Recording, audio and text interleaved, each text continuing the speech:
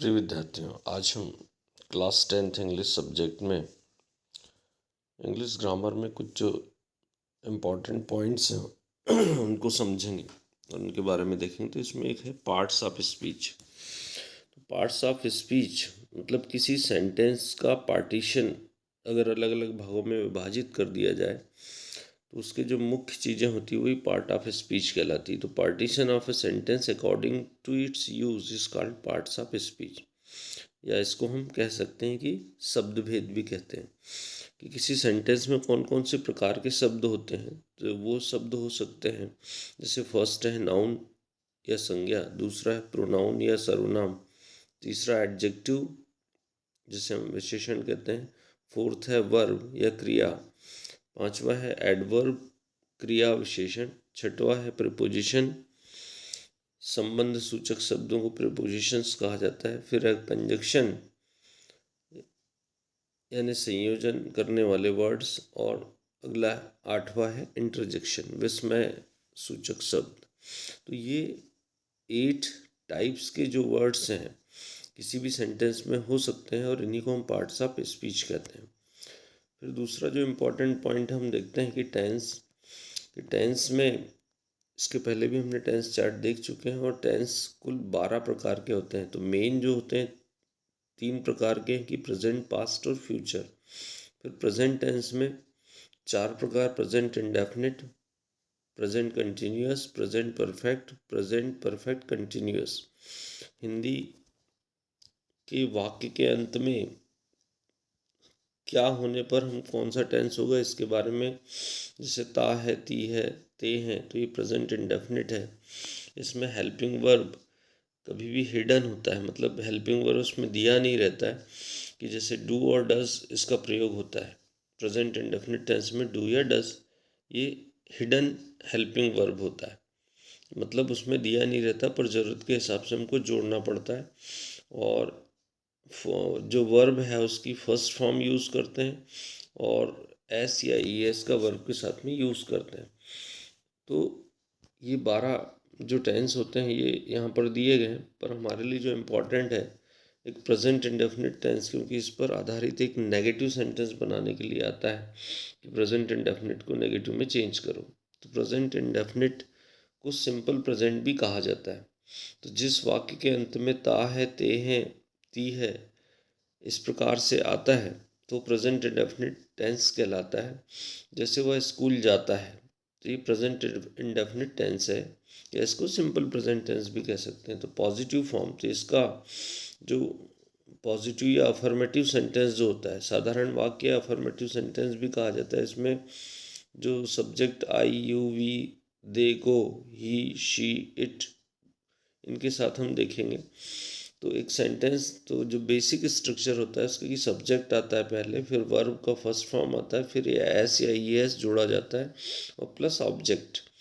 तो present indefinite tense के साधारण वाक्य में वर्ब की फर्स्ट फॉर्म का प्रयोग होता है, पर जो थर्ड पर्सन सिंगुलर नंबर के साथ वर्ब में एस या ई एस का प्रयोग किया जाता है। जैसे उदाहरण के लिए हम देखें, वह स्कूल जाता है, तो ही वह को हम ही कहेंगे, तो ही क्या है, थर्ड पर्सन और सिंगुलर नंबर, तो इसलिए जो वर्ब गो है उसके साथ में ई एस जुड़ेगा, तो ही गोज टू स्कूल।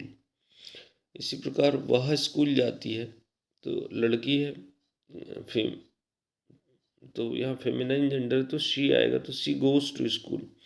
फिर हम देखें कि मैं स्कूल जाता हूँ, आई गो टू स्कूल, तो ये फर्स्ट पर्सन सिंगुलर नंबर है। फिर हम देखें कि हम स्कूल जाते हैं, वी, तो ये फर्स्ट पर्सन प्लूरल नंबर है, तो वी के साथ आ रहा है गो, तो वी गो टू स्कूल। तुम स्कूल जाते हो, तो यू गो टू स्कूल। वे स्कूल जाते हैं, तो दे यानी वे, तो दे गो टू स्कूल।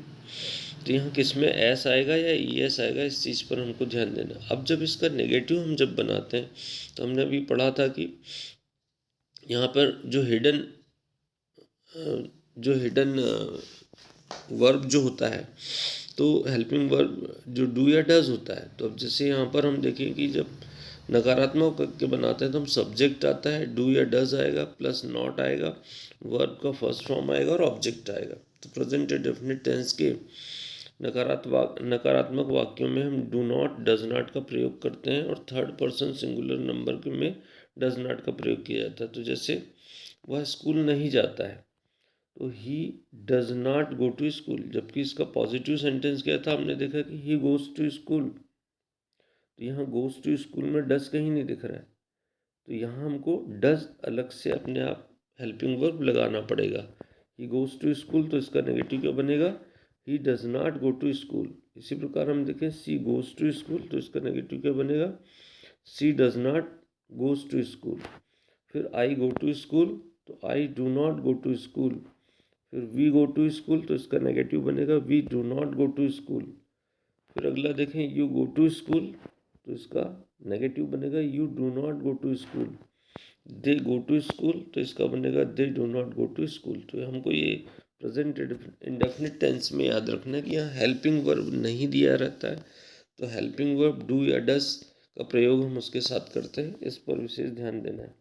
इसी प्रकार हम देखें एक इम्पॉर्टेंट पॉइंट है परीक्षा के हिसाब से आर्टिकल्स। तो आर्टिकल्स में जो वर्ड ए एंड द, ये आर्टिकल्स कहलाते हैं और दे कम बिफोर नाउन, ये नाउन के पहले इनका उपयोग किया जाता है और ये नाउन के अर्थ को या महत्व को दर्शाने में हेल्प करते हैं कि किस प्रकार से नाउन किस प्रकार का है।